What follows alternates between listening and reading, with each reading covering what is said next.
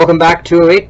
This week we're going to be talking about the Avro Arrow. I thought long and hard about covering this topic, vice another one on the Cold War. There's actually a lot in the early Cold War that goes on.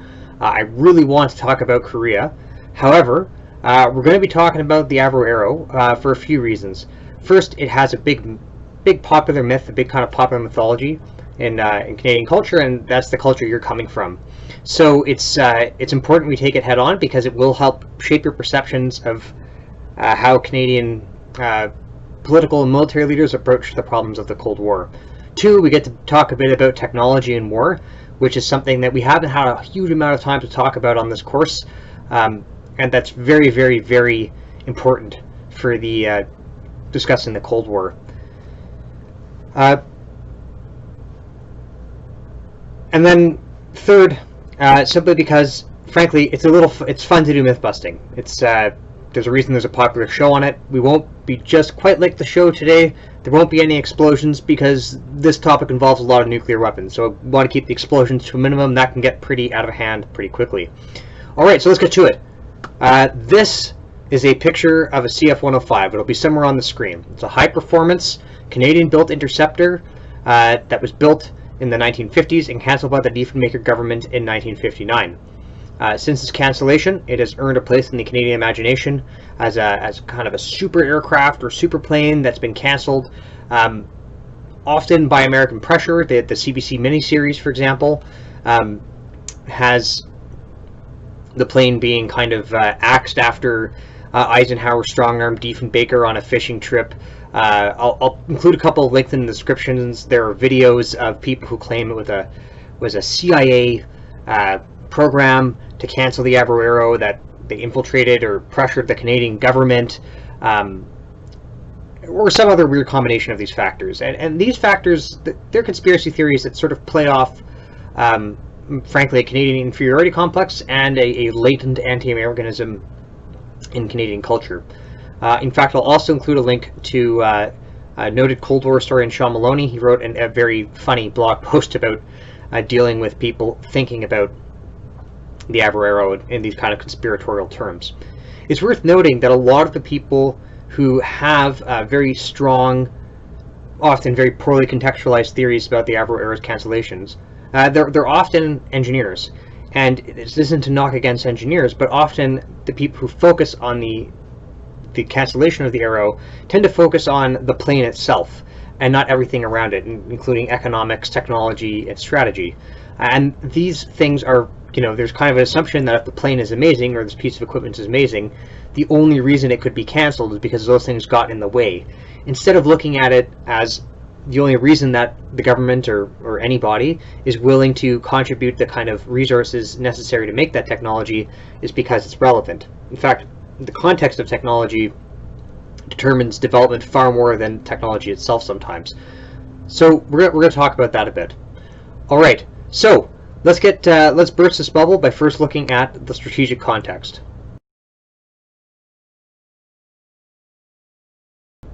So before we get into the strategic context, we actually have to talk a bit about good historical questions. And that's simply because there's a lot of context in this period. The 1950s, things change very quickly, technologically, politically, economically, strategically. And so if you ask a bad question, you're going to go into either context that goes on forever, or you'll be looking at the wrong context and draw unsound conclusions, right? It leads you down some pretty weird paths. So if you'll remember at the start of the course, we try not to ask why questions. We try to ask why what, why who, why how, why when. And this is a great example, because if you ask, why was the Avro Arrow cancelled, you could pretty much pull an answer from everywhere. Something as big a program as developing a domestic interceptor capability, there's so many moving parts to it. It's so big, it involves so many people, so many organizations, that you could pull that why pretty much from anywhere you want and focus on that narrative and carry on. And in fact, people do that. No, today we're going to, in terms of context, we're going to be asking a why what question and a why how question. So the why what question is, why did Canadian political and military leaders decide to build a large fleet of interceptors for the Royal Canadian Air Force? Right? So why what? And the why how is, why did those same leaders decide to design and build them domestically? That's a why how. So let's get to it. First, we have to talk about the difference between an interceptor and a fighter, or really what an interceptor is. Basically, interceptors are not as popular anymore. They're not really made anymore. Today, people more focus on multi-role fighters. So, broadly speaking, an interceptor is a type of fighter that flies high and fast to shoot down enemy bombers. In the 1950s, jet aircraft were still in their infancy. A lot of jet aircraft, for example, like the F-86, they were fast and they were nimble, but they were primarily designed to either for what we call air superiority, right? Sort of taking out other enemy fighters, or potentially hitting ground targets. They weren't as good at taking out enemy bombers, and this is because they had shorter ranges, right? Two, they lacked a lot of avionics, right? So that's the kind of the electronic brains that allow an aircraft to fly in bad weather in all conditions, as well as use some of the newer technology missiles that were coming out, right? I won't get into too much of the technical detail, but at this time, experimental radar missiles are coming out, right? So the idea, these missiles though, yes, they can lock on to a radar signature, but they actually need the aircraft's radar to do that. So you need a kind of a plane that is not necessarily as maneuverable as a day fighter, but that's a bit beefier, that can fly higher and faster, and in worse conditions, and with better electronics. So I'll put up a card real quick so you can see a difference between two aircraft Canada used, the RCF used in this period.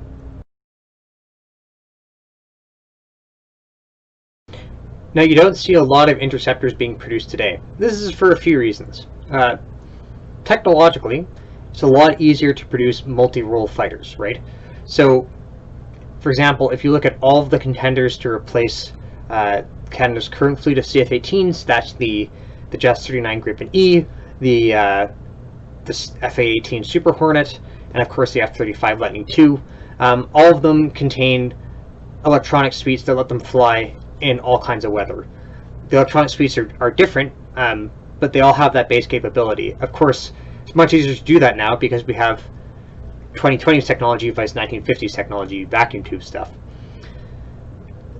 Second is that we're not as worried about strategic bombers. The real golden age of strategic bombers was in the 1950s, big jet-powered bombers.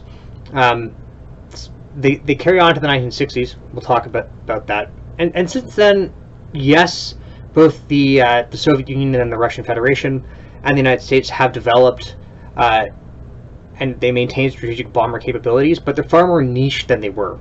And they're integrated into a larger kind of fleet of both ICBMs, so that's an intercontinental ballistic missile, and submarine launched ballistic missiles, SLBMs, launched from nuclear submarines. So, although we're still worried about strategic bombers, in many cases we're intercepting the same kinds of bombers, literally sometimes the exact same airframes that we are intercepting near Canadian and United States airspace that we were in the 1950s.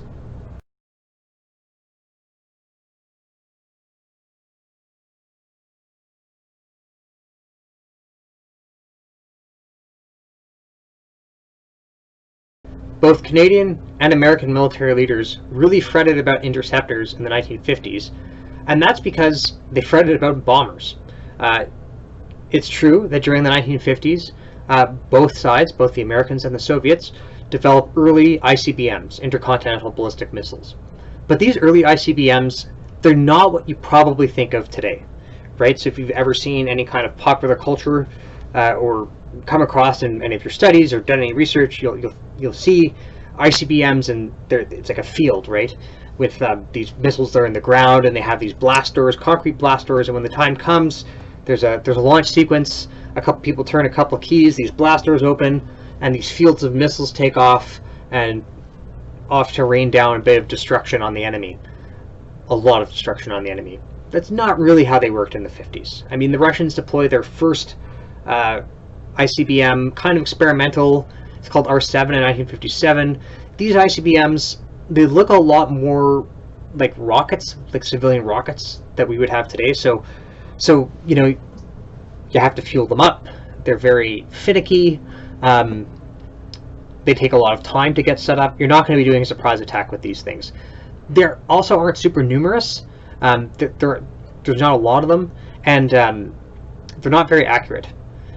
So bombers remain the primary means for delivering nuclear firepower well up until into the 1960s, until debatably 1962, 1963. And even then, bombers remain important after, right? They're still a very, very important part of both sides' nuclear arsenals. The bombs themselves are getting more powerful during this period as well. So you have, for example, the first nuclear detonation was the Trinity test in 1945 at Nevada. That had a yield of 22 kilotons. And that was a relatively inefficient device, right? We're still experimenting around, so 22 kilotons, when I mean it's inefficient, a lot of that fissile material gets kind of blown away before it can actually begin combusting. These devices are kind of advanced throughout the late 1940s to make them a bit more efficient and get larger and larger yields. The first Russian device is detonated in 1949. It is also a 22 kiloton show, but the Russians quickly start getting bigger and bigger fission reactions in their weapons. The game really changes in 1952 with the Ivy Mike shoot, because Ivy Mike was an American operation to detonate the first real thermonuclear device. Thermonuclear or a hydrogen bomb is one that fuses hydrogen into helium. As opposed to splitting atoms, you're fusing atoms. It creates far more force. The first Ivy Mike, for example, is a 10.4 megaton yield. The Soviets, and that's in 1952, the Soviets follow up with their own hydrogen bomb in 1953. Although it only yields 400 kilotons, I wouldn't want to be near it. So that's nearly, to keep that in perspective, that's nearly 20 times the power of their first fission device, the first Soviet fission device, just 4 years earlier. So these bombs are getting to become just terrifyingly destructive. Also, the bombers are getting more and more capable. Of course, the Americans finished the war with the B-29 Stratofortress, which was the same aircraft that dropped the bombs on Hiroshima and Nagasaki. The Soviets are able to get an example of a B-29 and reverse engineer it. So it's called the Tupolev 4, but it's basically a copy. You know, these aircraft, their ranges are a bit limited. They're not as it'd be very difficult to hit North American cities with these bombers. Some of those crews would probably be taking one-way trips. But by the mid-50s, both the Soviets and Americans are fielding very capable, very robust bombers that really could deliver large payloads either to military targets or civilian targets, both in the United States or the Soviet Union. So, for example, the Tu-95 Bear, which I showed you in that sequence earlier, that's deployed in 1956, I believe. And the Americans deployed the B-52 in 1955. Now, the U.S. is still flying B-52s. And in fact, they intend on flying them until at least the 2040s. So that's a 90-year lifespan for that aircraft. And it's not like the production line's open. It's been closed for some time. It's the same airframes. They've been upgraded, but literally the same airframes. These are very robust, very capable aircraft, now wielding very terrifyingly large bombs. So, what is everyone worried about? Is everyone worried about these bombers striking military targets, or are they more worried about them striking civilian targets? Now, to talk about this, we're going to have to get into just a little bit of jargon.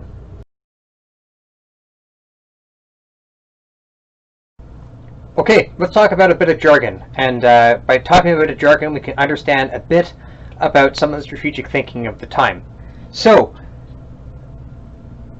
the first bit of jargon is the difference between strategic and tactical nuclear weapons. You might be thinking, tactical nuclear weapons, that sounds a little weird.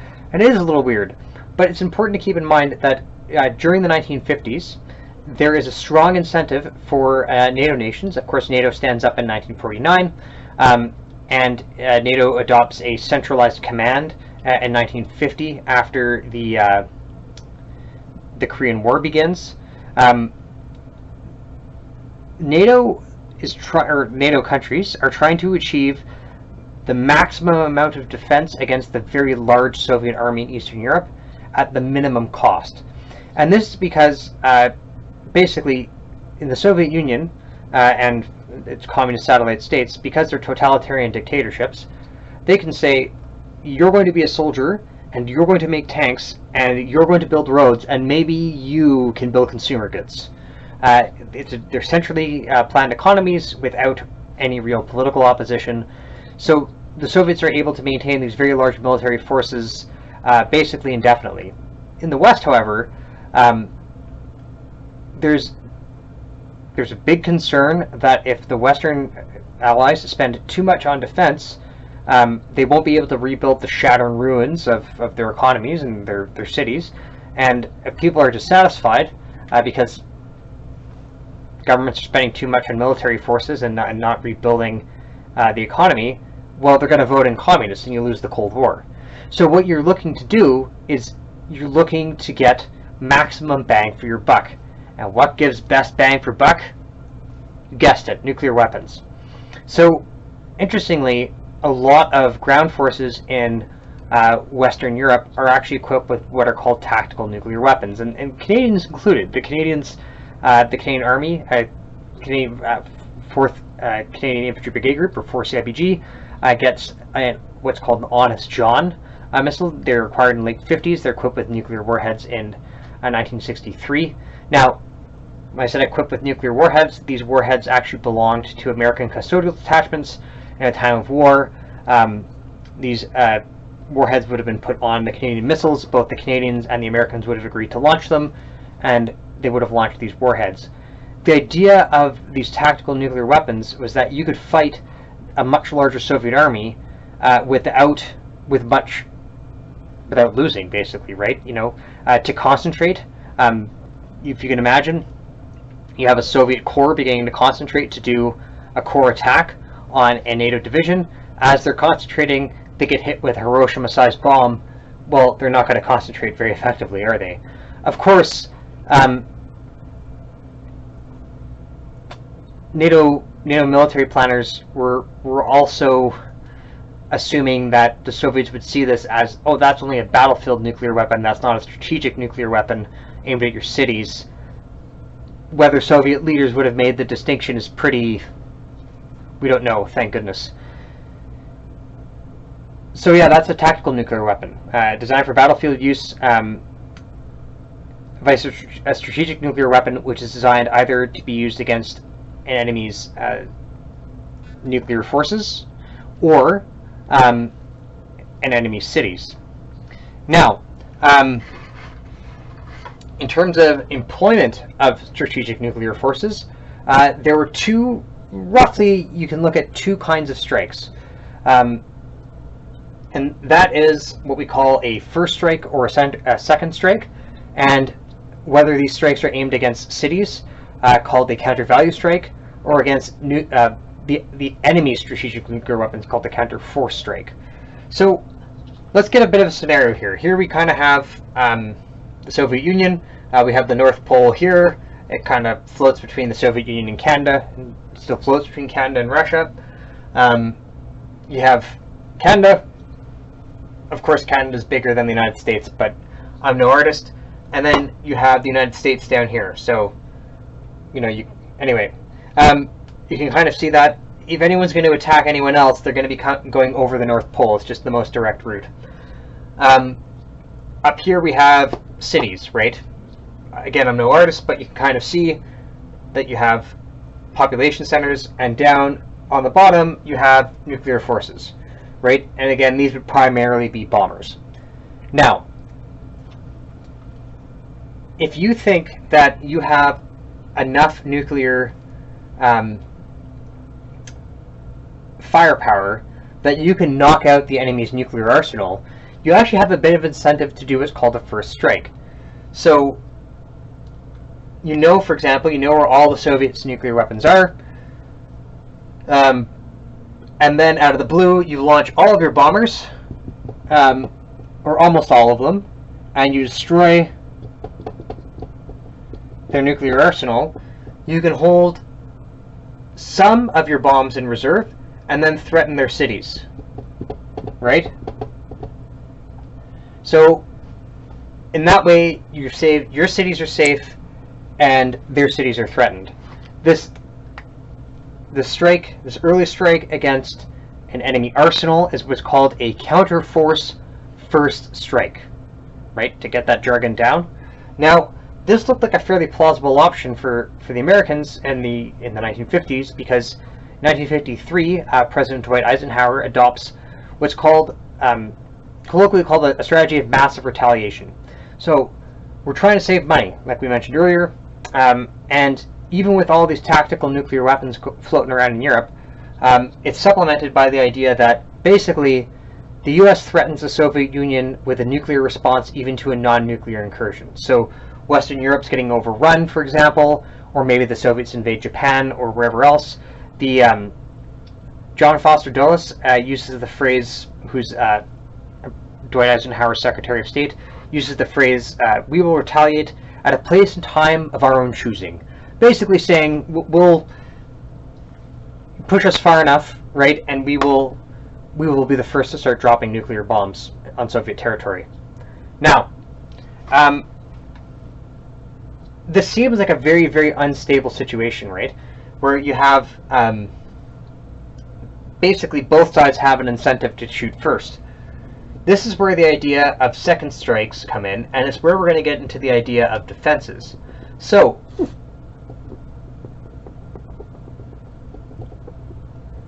imagine that the temptation is there for the Soviets to launch a first strike against the United States. Let's say the Soviets, for some reason, decide they want to invade Western Europe. They know, because of the policy of massive retaliation, that the Americans will respond to a Soviet victory in Europe by striking the Soviet nuclear arsenal. Well, as the Soviets invade Europe, they're going to start off with a strike on the they're going to preempt. They're going to, as they invade Europe, they're going to take out the American bomber bases. And on both sides, these bomber bases, right, because, well, they're airfields, they're really easy to hit. And it's actually quite difficult to shield all the bombers. It takes a lot of infrastructure. You have to kind of dig them all in. And even if your bombers are dug in, right, so if they're in a hardened shelter, a hardened concrete shelter, and you drop a nuclear bomb on the runway, well, that bomber is not going to be taken off anytime soon, right? So these nice, juicy, vulnerable bomber bases are just sitting there, and as the Red Army begins overrunning Germany, hordes of Soviet aircraft come over the north, and they take out the American nuclear arsenal, and then, of course, everyone's at kind of the Soviet Union's mercy. Now, of course, there's an easy way to prevent this, and that is, well, not an easy way, but there's a way to prevent all this, an obvious way, and that is to mount an air defense. So this is where interceptors come in, and not just interceptors, what will become a very developed system of air defense. If you're able to defend not your entire arsenal, but enough of your arsenal, right, you develop a defense here, the Soviet bombers come through, they get caught up in the defense, a couple get through, maybe some of your bombs are gone, right, about halfway, but then you still have, one, now the Soviets have used most of their nuclear weapons to attack yours. Two, you now have enough to retaliate against the Soviets, right? And if you're going to retaliate, it makes you have every incentive to hit their cities. You have every incentive to threaten to hit their cities. So because you're trying to make, you don't know how many bombs you're going to have left, and you have to make it as painful as possible, right? It's not, if you hit first, I'm not going to be nice. I'm going to take the gloves off, and I'm going to kill 100 million of your citizens, for example. So this is what we call a counter value or counter city, right? Because you're hitting these cities. Second strike, because you're hitting second. And if you're able to defend against a first strike, and you have enough, you'll have enough of a nuclear arsenal left to do this, it's what's called a secure second strike. Now, there's also a bit of jargon we have to talk about in terms of Canada. As you can see, right, it's not a great time to be Canadian, because everyone's flying over your territory, and they're shooting each other out of the sky, and there are nuclear bombs dropping everywhere. There's a strategist from this time, a guy named R.J. Sutherland. He coins the term involuntary guarantee. And what Sutherland argues is the United States cannot afford an unsafe Canada. If Canada is unsafe, the United States is unsafe. So even if Canada throughout this time said, Canadians said we're neutral, we're not going to be part of NATO, we're not going to be part of what becomes the North American Air Defense Agreement in 1958, or NORAD, we're just on our own, unless Canada is able to deny entry, so green is the neutral color, right? Unless Canada had a massive air force on its own, unable, incredibly, and both sides believed that, one, the Soviets believed that there's no way they could get through, and two, the Americans have to believe that. Two, the Americans also have to believe that the Canadians could credibly defend against the Americans. The United States is American leaders are going to think, boy, we really can't risk having a totally independent Canada. But when push really comes to shove, we can't risk having Soviet bombers come over Canadian airspace. So Sutherland argues, really, because Canada is so close to the United States geographically, because we're between the Soviet Union and the United States, we have to be an active ally, and we have to participate in air defense. Otherwise, basically, we'll either be a willing ally or an unwilling ally, and a willing ally gets a say.